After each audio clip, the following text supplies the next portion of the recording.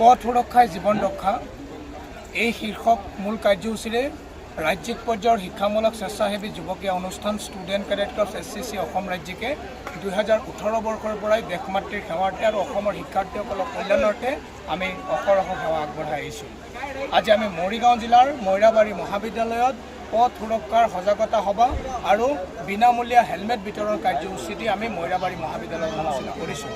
উক্ত অনুষ্ঠানত আমাৰ উত্তৰ পূব ঔদ্যোগিক উন্নয়ন বিকাশ পৰিষদৰ সন্মানীয় চেয়াৰপাৰ্চন তথা আমাৰ SCC অনুষ্ঠানৰ মুখ্য উপদেষ্টা শ্ৰী শৈলেন্দ্ৰ প্ৰতাপ সিং ডাঙৰীয়া মুখ্য অতিথি হিচাপে আমাৰ মাজত উপস্থিত থাকি ছাত্ৰ ছাত্ৰীসকলৰ উদ্দেশ্যে আৰু জনসাধাৰণৰ উদ্দেশ্যে আমাক যথেষ্টখিনি দিশা পৰামৰ্শ গ্ৰহণ কৰিছিল প্ৰদান কৰিছিল। যিয়ে নহওক মই মৈৰাবাৰীবাসী ৰাইজক মৰিগাঁও জিলাবাসী ৰাইজক আন্তৰিক ধন্যবাদ জ্ঞাপন কৰিছোঁ। SCC অনুষ্ঠানে 2018 বৰ্ষৰ পৰাই আকৌ এবাৰ কৈছোঁ মাতৃভূমিৰ সেৱাৰ্থে আৰু অসমৰ শিক্ষাৰ্থীসকলৰ কল্যাণাৰ্থে আমি এক অহৰহ যাত্ৰা আমি আৰম্ভ কৰিছোঁ আৰু এই যাত্ৰাত আমাক অসম চৰকাৰে যথেষ্ট পৰিমাণে সহযোগ কৰিছে। আজিৰ এই অনুষ্ঠানৰ জৰিয়তে মই অসমৰ মাননীয় মুখ্যমন্ত্ৰী মহোদয়ক আন্তৰিক ধন্যবাদ জ্ঞাপন কৰিছোঁ। অনাগত দিনতো আমি এনেধৰণৰ ভাল ভাল কাৰ্যসূচীসমূহ আমি গ্ৰহণ কৰিবৰ কাৰণে যথেষ্ট চেষ্টা কৰিম। আজিৰ এই কাৰ্যসূচীখন মৈৰাবাৰী প্ৰথমবাৰৰ কাৰণে সফলমণ্ডিত হৈছে আৰু আমাৰ এই যাত্ৰা গোটেই অসমতে পৰ্যায়ক্ৰমে চলি থাকিব। সাংবাদিক বন্ধুসকলক আন্তৰিক ধন্যবাদ জ্ঞাপন কৰিছোঁ।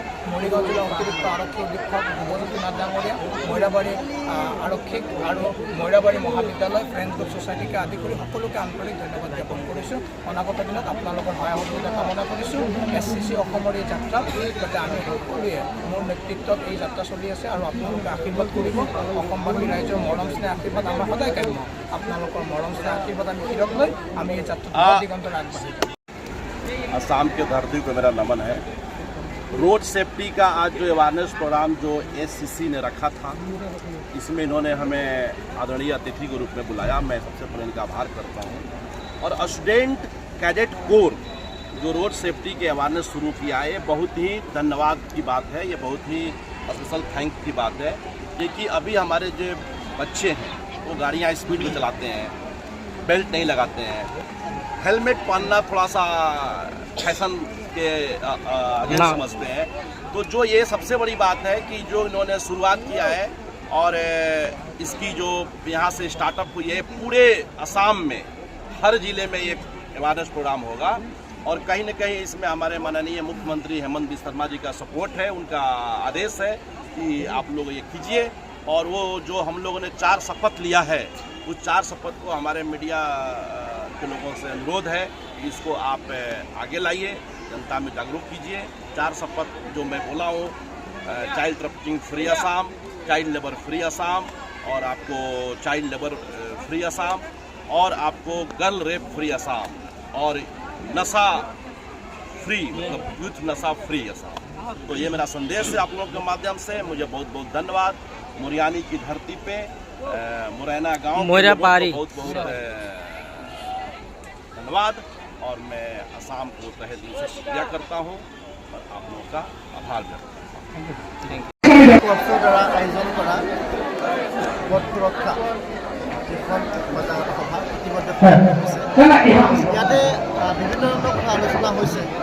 আমাৰ SCCৰ তেওঁলোকৰ যিসকল অভিজ্ঞতা আছে, উপদেষ্টাকে ধৰি তেওঁলোকৰ বক্তব্য ইয়াতে দিছে আৰু আমাৰ ফালৰ পৰাও আমি পুলিচ প্ৰশাসনৰ ফালে যিখিনি পৰামৰ্শ দিহা বিশেষকৈ ছাত্ৰ ছাত্ৰীসকলক উদ্দেশ্য কৰি দিব লাগে আমি দিছোঁ।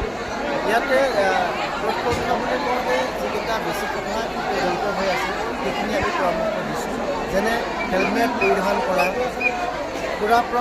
সুৰাপান নকৰি গাড়ী চলোৱা সময়ত চিট বেল্ট লগোৱা অথবা ট্ৰেফিক ছিগনেল মানি পথ যিটো পৰ্যায়ত মেৰামতি আমাৰ মৈৰাবাৰী অঞ্চলত হৈ আছে বা যিটো পৰ্যায়ত পথবিলাক আমাৰ ইয়াতে সুৰক্ষিত হয়, সেই সুৰক্ষিত ওপৰত বেচিছ কৰি তেওঁলোকে ড্ৰাইভিং কৰিব লাগে, তেওঁলোকে গাড়ী চলাব লাগে। সেইখিনি কথা আমি ৰাইজলৈ বুলি আমি পৰামৰ্শ আগবঢ়াইছোঁ।